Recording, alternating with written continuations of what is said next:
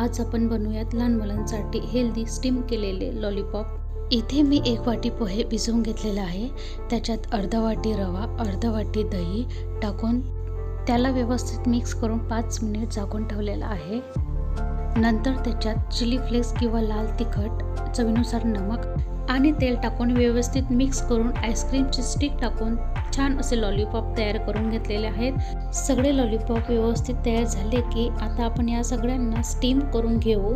Steam करण्यासाठी आपण इथे एक कढई घेऊयात, त्याच्यात पाणी टाकून वरती चाळणी ठेवूयात आणि सगळे लॉलीपॉप याच्यावरती ठेवून 10-15 मिनिट यांना आपण स्टीम करून घेऊयात। त्यानंतर कढईमध्ये तेल टाकून मोहरी, जिरे, कढीपत्त्याची पानं, हळद आणि थोडा मॅगी मसाला टाकून आपण स्टीम केलेले लॉलीपॉप याच्यात टाकूयात आणि व्यवस्थित मिक्स करूयात। थोडी कोथिंबीर टाकूयात। छान असे लॉलीपॉप आपले तयार झालेले आहेत। श्री स्वामी समर्थ। चलो बाय बाय।